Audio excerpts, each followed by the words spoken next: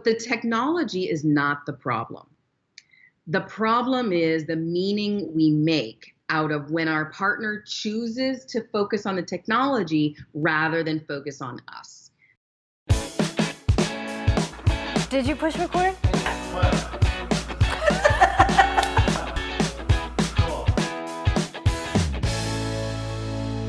Thanks for joining us again on our second act with Paige and Silka. I want to welcome Marla Mattenson back one more time for Second Act TV. She is a relationship and intimacy expert. We just finished several segments that you're not going to want to miss. We will link to those. She brings a very unique approach to helping us save our relationships and just create the relationship we've always wanted. So Marla, thank you again for staying over. Thank you so much. Well, we've discussed a lot already. You've offered some wonderful advice. And you brought up a good point in that of all the things that can cause issues in our relationship, especially at this time in our lives. One thing that is maybe perhaps a bit new to our generation, or at least of recent, is how technology is affecting our relationship.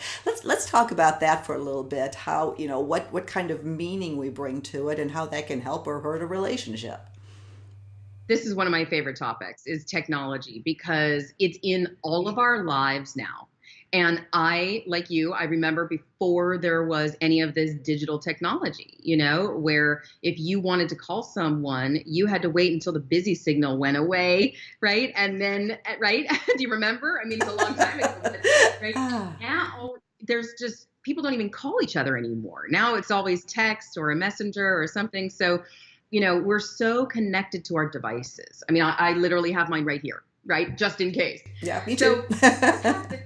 Relationship when technology is getting in between the two of you. So the technology is not the problem. The problem is the meaning we make out of when our partner chooses to focus on the technology rather than focus on us. And this is one of the biggest issues that I help couples deal with is creating structures and pre-made agreements together that feel really good to both partners around technology. And so all of the listeners can do this in their own way, in their friendships, in their relationships, with their family. And so ask yourself, what meaning are you making out of when your partner turns towards their technology instead of turns towards you? And so we can ask each other that question right now. Think about it. Yeah. Right? I mean, for me, I know if Julian, my love, life, and business partner, if he turns towards if I see him on Instagram, for example, when I really want to talk to him and I really have something to say or to share, or we're laying in bed and I want to get frisky, right? If he's looking at his technology and not noticing me, I will start making meaning out of that. Yep. He's not even doing anything other than, he happens to be looking at his phone. Yeah. And so I'm already making meaning out of like, oh, maybe he's not desiring me, or, he's not noticing that I'm emitting all my pheromones, right? Like, how could he miss that? Right. And so instead of going down the rabbit hole in my mind, mm-hmm. That's such a good rabbit hole in your mind. Oh, boy. A rabbit hole in my mind. I mean, Alice in Wonderland lives on inside of our minds, right? If I can become aware, I'm wanting something other than what's happening right now, and the technology seems to be the culprit. Mm-hmm. Instead, because I've done this terribly so many times, I know also now how to do it well. The terrible version is making him wrong. The terrible version is, can you put your phone down? That's a terrible version. Be in the moment. Can you just be in the moment? Yeah. Get present with me, right? I said that the other night. Yeah. Okay. Those are all the terrible ways to do it. How do you do it in a way, and think to yourself, how would I do it in a way where it would feel good to him to put that phone down?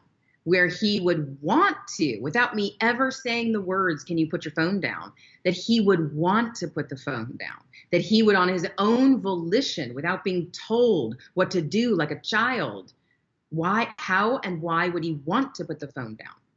And that puts the onus on me to be a different version of myself and not the condemning mommy or not, which is not sexy, right? And not the you're doing something wrong and I'm righteous and I'm amazing and you're terrible, right? Instead, how can I be playful enough and loving enough to be and do something that makes him want to pay attention and be with me?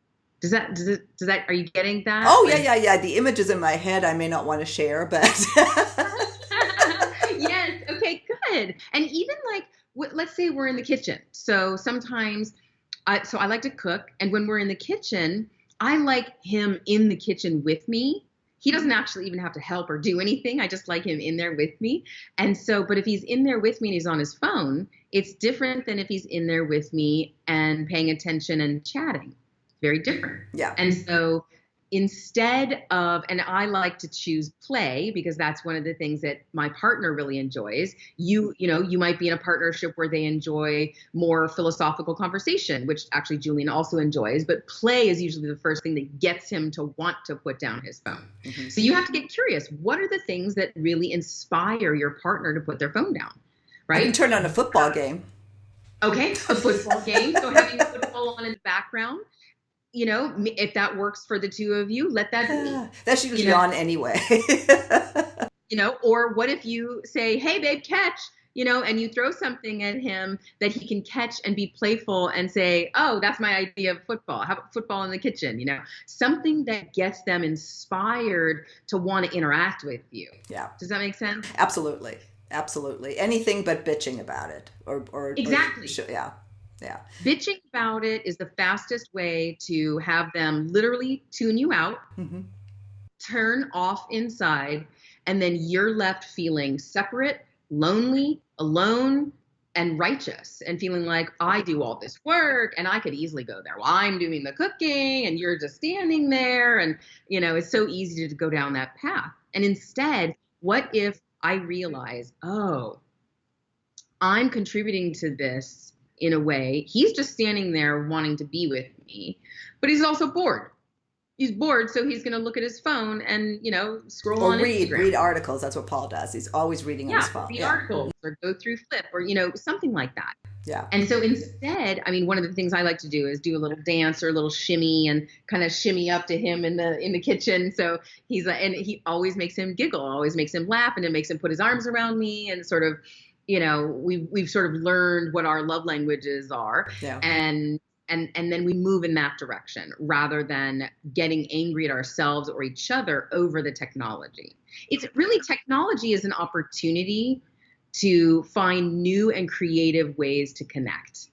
Well, and the other part about technology, or specifically phones, is the way that we are communicating differently and how that is misinterpreted. Oh my gosh. Oh, yes. So, okay, I'm glad you brought that up. So I did a podcast a while ago on the positive uses of technology. And in relationship, so if you can have a pre-made agreement with your partner that you will only use technology for positive interaction or logistics, never, ever, ever anything negative.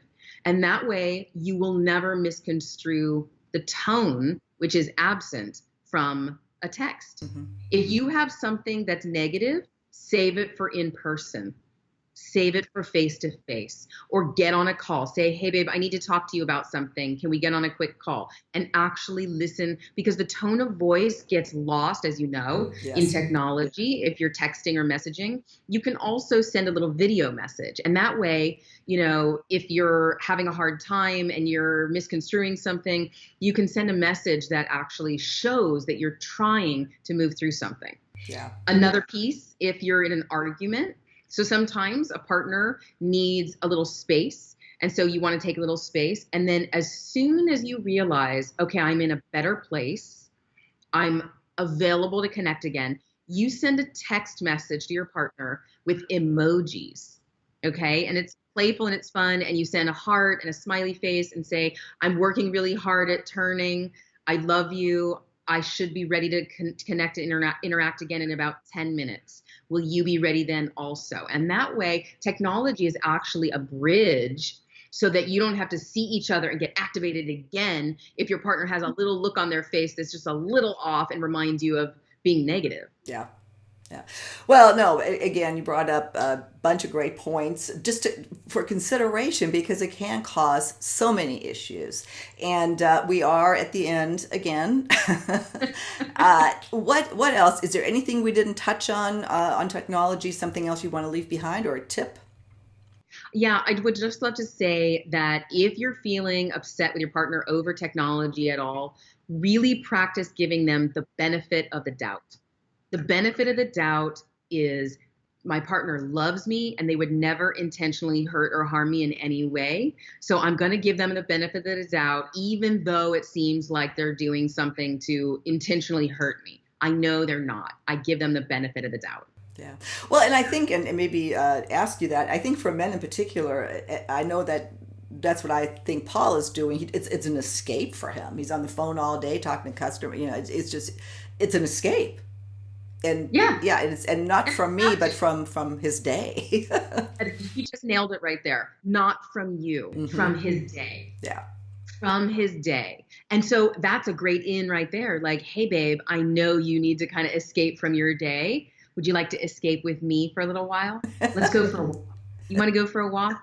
Do you want to go for a digital detox walk? Let's go for a 20-minute walk where we're just like, we're not going to bring our phones at all. Let's leave them in the house. What?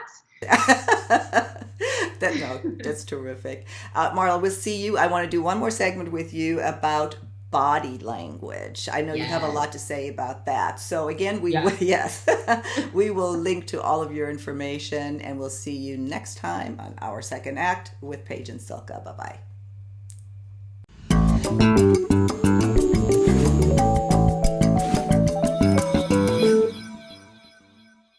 For more love and relationship advice, please go to our website, secondact.tv. And if you haven't already done so, be sure to subscribe to our channel. Buttons are right here. See you next time.